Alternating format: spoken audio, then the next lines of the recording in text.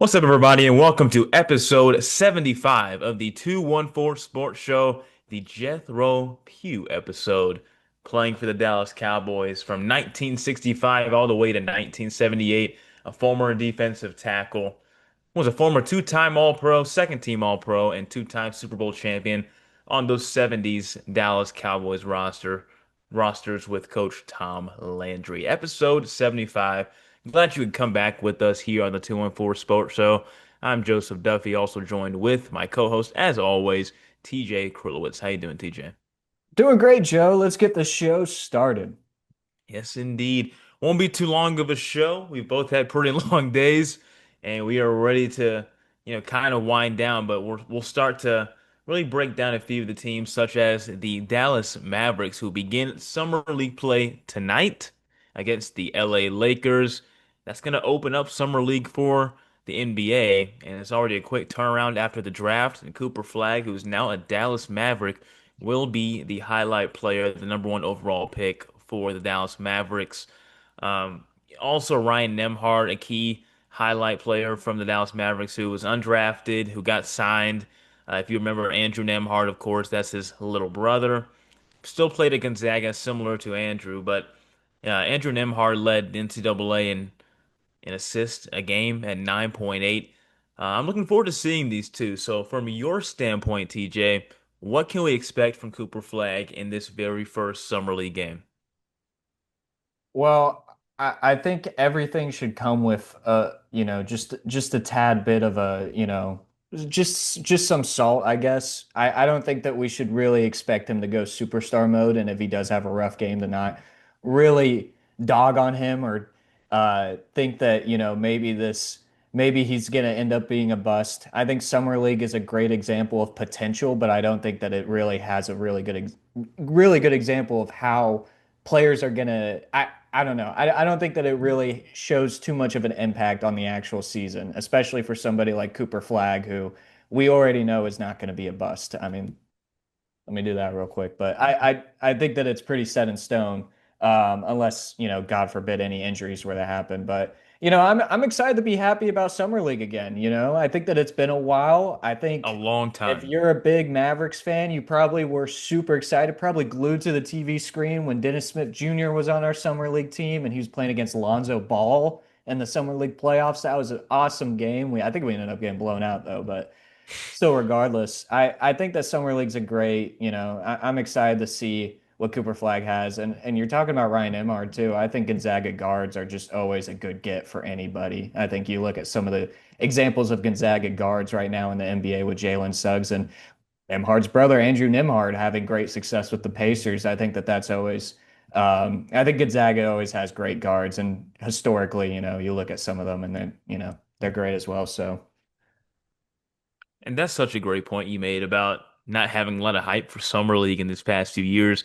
I really can't remember any time past Luca in Brunson's draft that I felt some hype for Summer League, but I feel like that was probably the last time I was glued to my screen watching NBA Summer League. Well, right before If we you got competitive. Dude, it was crazy how many games I was watching. I was watching the very first debut that he had, and because I don't think he played in summer league. He started his actual play in preseason or the Coming fresh exhibition off the games. EuroLeague championship, yeah, Yeah, so we he were was tight. watching Brunson in summer league, so that was really cool. And being hyped for this Cooper Flag acquisition, you can really hardly hype it up enough because we still are just in disbelief that the Dallas Mavericks got him. And after Nico Harrison's trade of Luka Doncic, I still can't believe it personally. But for Cooper Flag, I expect a lot of aggression. I don't want there to be a lot of pressure on him, and I'll ask that for a second question just after this statement. But I don't think there'll be a lot of pressure on him on this game one.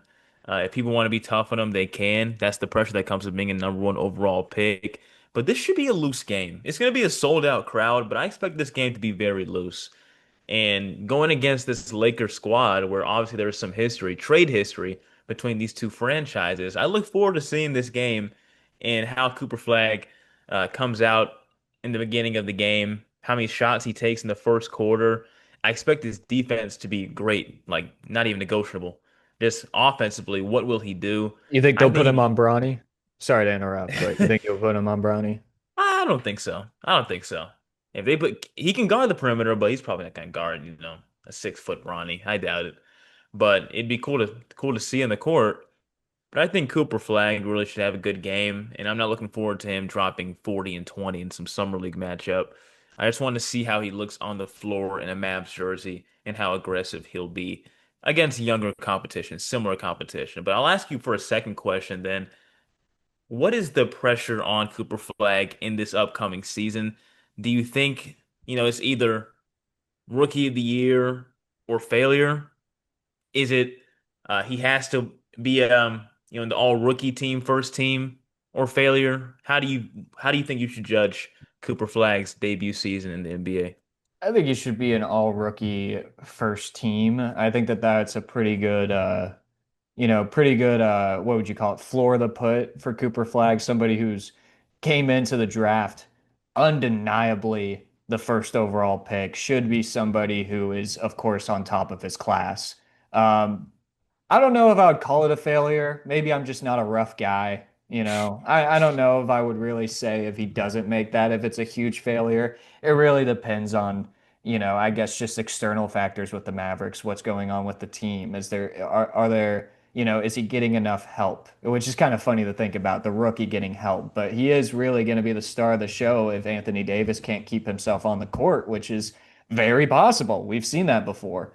Um, but yeah, I mean, I don't think that it's going to be a huge thing. I think that the pressure compared to other first overall picks is off the charts, in my opinion. You look at, I mean, of course, with the circumstances that you're going under with Dallas and the fan base just wanting to, just wanting to quit on the team last year. All the protests, all the crazy stuff that happened, all the turmoil, and you're going to have to go in there in the face of it and play out of your mind.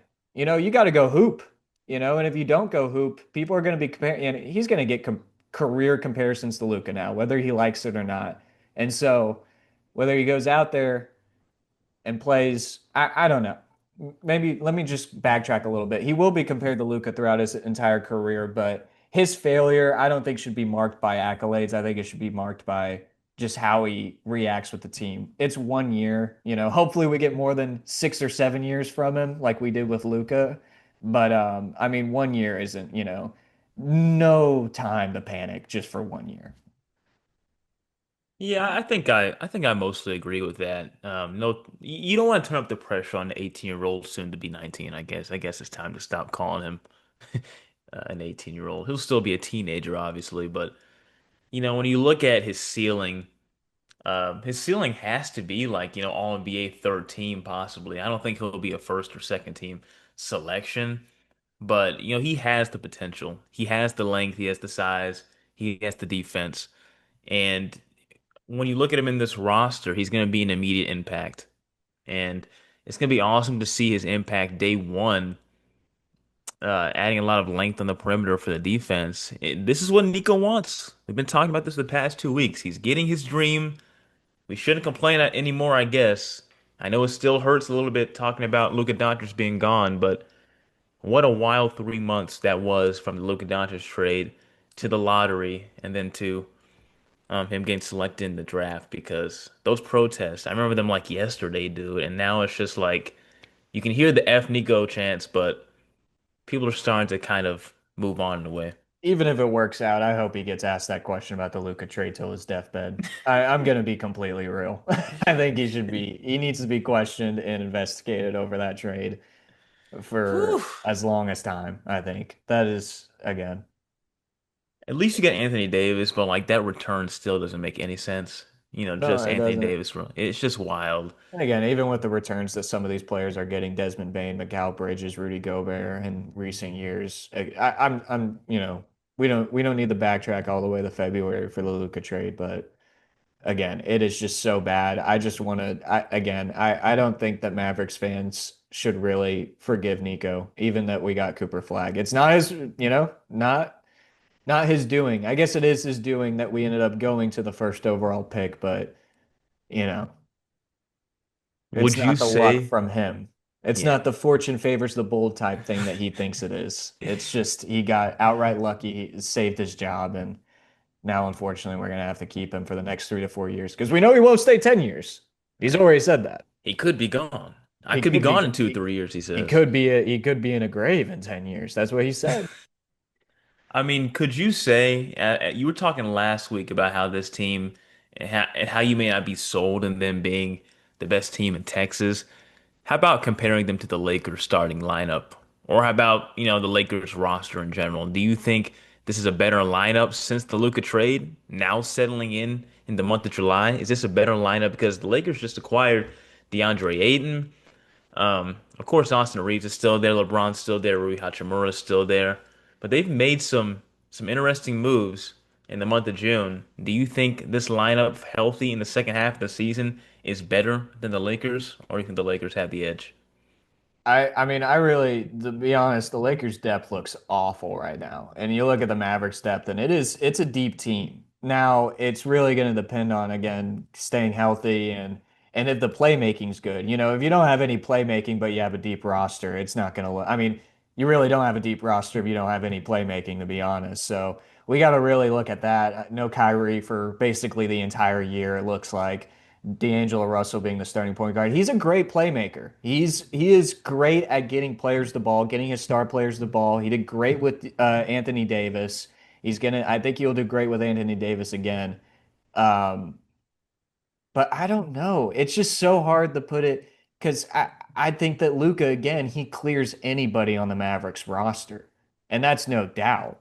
So, I mean, you take the better player, you take the better team. Because, I mean, you look at the Mavericks squads from years past, and the Mavericks very likely weren't the better team with a lot of these matchups, especially like the Phoenix Suns a few years ago. And they were still able to pull it out because they had the best player on the court and they're going to have the best player on the court against the Mavericks again. So I don't know. It's hard for me to be confident, but I do think that the Mavericks are in a better spot. That's what I'll say. Sure. And who knows, maybe LeBron won't even be a Laker by the end of July. I mean, there's some rumors that he might not even be staying here with a little bit of friction with their front office, possibly not taking winning seriously enough, but they just got him DeAndre Ayton.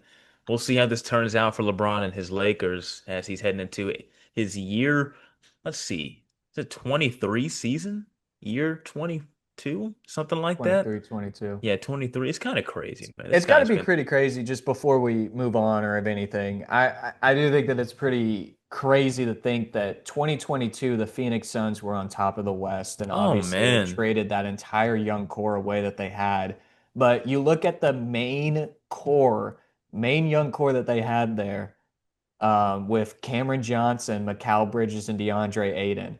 Just 3 seasons later, all three of them are on their second different team. Pretty crazy. Pretty crazy to think about. rough management, very rough. That team looked unbeatable in that 2023 season or 2022 Well, season, it those seemed first two like. games against them, it looked like they were just Dude, going to walk they us over. couldn't miss. They were one of the more efficient teams offensively that we've seen in this decade. And they were almost unbeatable in the clutch in the regular season. When it was the last 5 minutes, it was either D-Book or CP3 taking over mid-range, and there was hardly anything you could do to stop it. And seeing how this team has gone, and by the way, Devin Booker just got a 2-year, $145 million extension. So that's kind of big for them. But Yep, just seeing how saw that this too. team has gone since they got bounced by the Mavericks in Game 7 in Phoenix, it's just been very disappointing for Phoenix, and can't imagine being a fan of them right now. But Mavs fans are up right now. I'll just say that. Oh, oh, Couldn't oh, no. couldn't couldn't be us. Couldn't be us. Oh, no, yeah, yeah. Yeah. Moving on to the Texas Rangers. Since our last episode, the Rangers dropped a 4th of July series to the San Diego Padres, and it was once again in Game 1 on the 4th of July, another extra inning loss for these Texas Rangers. They're now playing the Angels of Anaheim. I love still calling them that, even though they don't really go by that anymore. But the Angels of Anaheim in Anaheim, California. Currently, the Rangers, I believe, lead the series, actually are tying the series by one. By the time this episode comes out, we'll know who's leading the series as it's a 4-game series. But all these extra inning losses for the Rangers are just so aggravating. And you look at the schedule coming up before the All-Star break. You got the rest of this Angels series.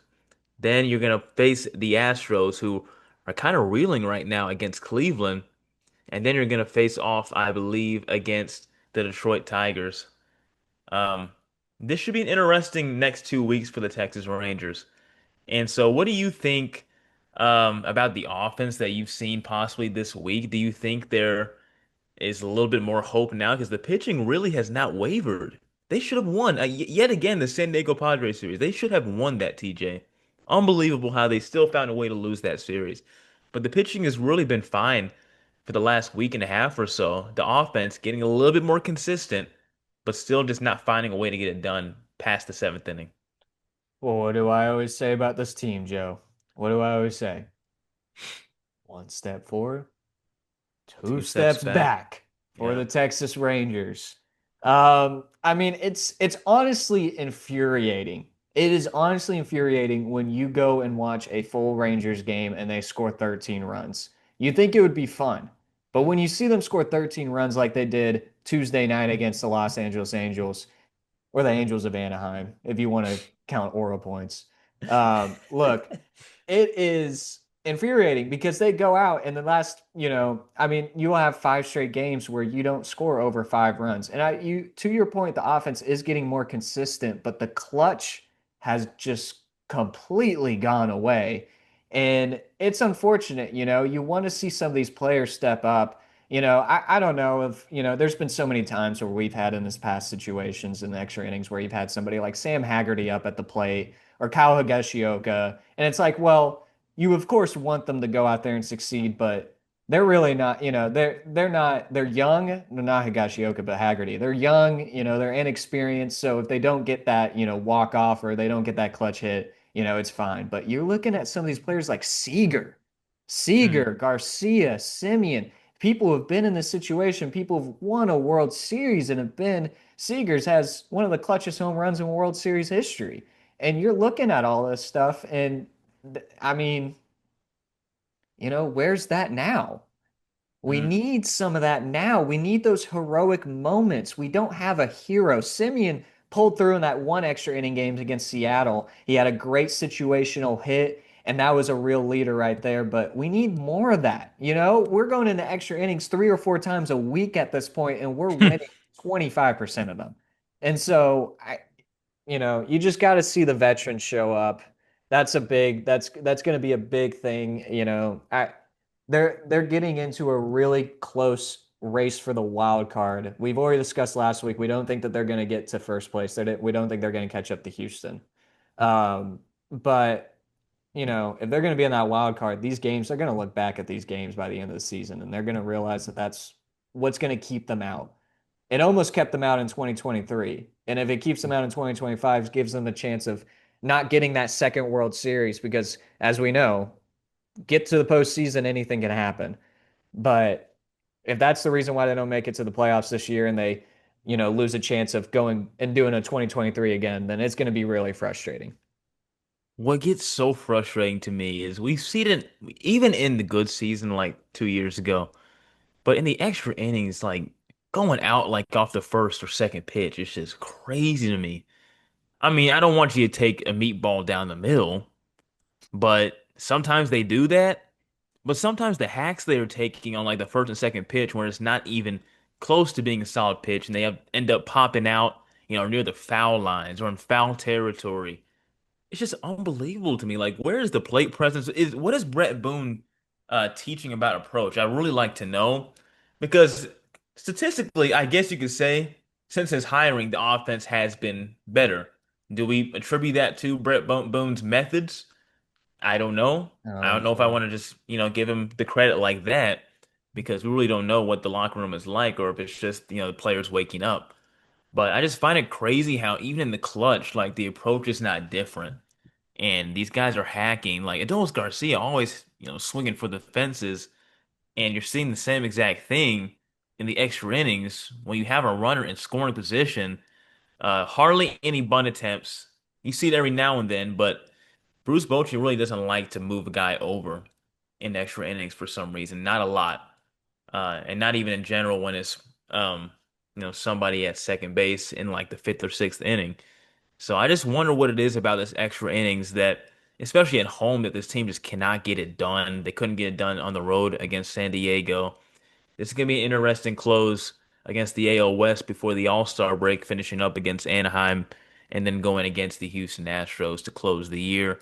It should be Kumar Rocker on the game that's coming on as we record, and then Patrick Corbin will be starting on let's see, on Thursday, and then it'll be Leiter, DeGrom, and Evaldi projected for the Houston series before the All-Star break. So look forward to seeing what these Texas Rangers can do to close out the first half and what has been a frustrating first half of the MLB season in 2025 for the Texas Rangers. We're gonna move on to They're good in that Houston series. It's not going to be really good if they go in the All-Star break going down to Houston and going down to Globe Life South and laying down an egg. So, at the very least, the Astros are now playing their best ball, which is kind of shocking because they were hottest team in the league up to about the top of this week, where Cleveland might end up sweeping them right now. yeah, that's what I was going to say. Cleveland has a chance to sweep them, and they've been probably averaging less than 1 run a game in the past few weeks. They've been hmm horrid on Oh, offense. they've been terrible. Been a bad losing skid for the last 2 weeks, and Stephen Vogt's team, their offense just has not been there. So interesting to see them go on the road and face the hottest team in the league and maybe get out of there with the sweep. They already won the series. To Help us, close this Cleveland. out, yeah, to close this out, the Dallas Cowboys announced that Dak is pretty much fully healthy and should be ready completely for preseason and training camp. But also, Micah Parsons might be having a makeover, a new look for the star pass rush of the Dallas Cowboys. He is going bald potentially. What do you think about that, TJ? You know what? I think this is just me speaking out of my ass, but I think that every single Cowboys player should go bald until they win a Super Bowl. If you are on the team, go bald. All right, go bald. I mean, we need some kind of incentive, or we need some kind of add-on to make this team and even add Jerry Jones to this. Jerry Jones is the one that should be doing this, not the players. But I Lead mean, by come on. example. Yeah, lead by example, man. I think everybody go pan over the Jerry Jones's, press spot or not press box, his suite halfway through the game, and him and Steven Jones and even his grandson or whoever that is that always sits next to them, they're all just bald. I mean, Shiny, shiny domes just until you win the glistening. Super Bowl, I think this is how it should go. Micah has the good lead. I think the team should follow him. Yeah, like a Yankees hair policy almost, just making sure you have a low cut, being orderly. But yeah, Dak being healthy is, a good sign for this Dallas Cowboys offense. The team follows as he goes. Quarterback is the sheriff, as we all know in football. And to see him go through like the second injury really this past year was very hard to watch. And the Dallas Cowboys, when healthy, say what you want about them. When they're healthy, they're gonna compete for at least 9, 10 wins in a season. When their quarterbacks are down, you'll see seasons like last year. So Dak is fully healthy. It's a good sign for the Cowboys franchise and a good sign for a new regime led by Brian Schottenheimer, which I'm buying the hype. Like I said about 3 or 4 weeks ago, maybe I'm just drinking the Kool-Aid, but it's starting to get that time of the year, right? I may get a little bit delusional. I start watching the hype videos. I start focusing on the off-season Yeah, get off interviews. TikTok, Joe. Yeah, I'm about to get off. But yeah, it's really fun to watch how much these guys respect Brian Schottenheimer. He brings a different voice, and so that may be the benefit of having a new coach in Shotty. I think players So coaches are never a bad idea. yeah, definitely not. As Gonna be long as interesting. they can, Yeah, as long as they can carry themselves and be somewhat successful. If you're a player's coach, great. Players should really love their coaches. I look at Texas with Steve Sarkisian and how he's completely transformed the culture there and all that. Just being a player's coach, just what you got to be. It's how you make winners, I think. yeah, being a player's coach, but also knowing when to draw a line in the sand because you don't want to just be fully player's coach and completely just let the players run the team. You gotta put your foot down. It's gonna be Oh, hard for him, I bet, being a rookie coach. He's never been a head coach of a football team. It's wild to think the first chance he gets at is the Dallas Cowboys, but maybe it's a big risk that pays off for the Dallas Cowboys. So I think who that's going to be a big, you put up a real good point there. I mean, you talk about undisciplined teams, and one of the first teams that you can come up with in the NFL would be the Dallas Cowboys. Their penalties that they have ran in the playoffs, in the divisional rounds year after year is horrid. The time management, everything like that. These players have not been able to, I guess be really disciplined in playoff games in recent years. So that's going to be something to really look out for with the rookie head coach for sure. Yeah, for sure. And I'm not sure when the first preseason game is. It's not really relevant right now, but it's coming up around the corner as they're still in OTAs. Training camp in Oxnard is in a few weeks.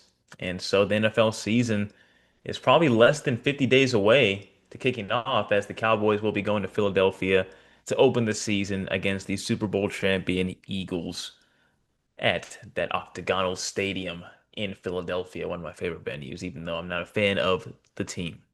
So, You've always said, now, wait, before we end this episode, you've always said that your dream game is to go to a Cowboys Eagles game in Philly, right? yes, that's still on my list. I've never been to an NFL game for those who I don't mean, know, but hey, that'd be a game to go to. I Whew. don't know if you're a fan of getting assaulted or not, but that's just, I don't know. I mean, It's worth the risk. If I get assaulted in the nosebleeds, I guess that's my fault. Surely the people are not that serious and the nosebleeds, the highest section in the stadium, because any ticket for Cowboys games is crazy. But I think you need Cowboys to Eagles, go.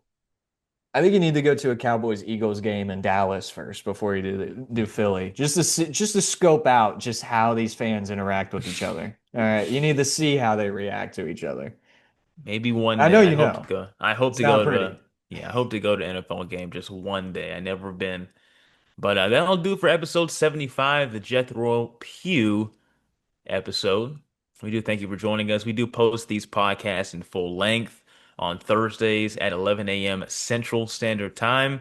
It'll be on Spotify. Please listen on there or follow the account on Spotify where we do post it as well with video, or YouTube where we post a lot of clips, and you can like and subscribe that full podcast as well. We're also starting to separate each segment, each team for each episode if you want to look at them individually and share them, watch them individually apart from the full podcast. So that's a cool thing that we're starting to do.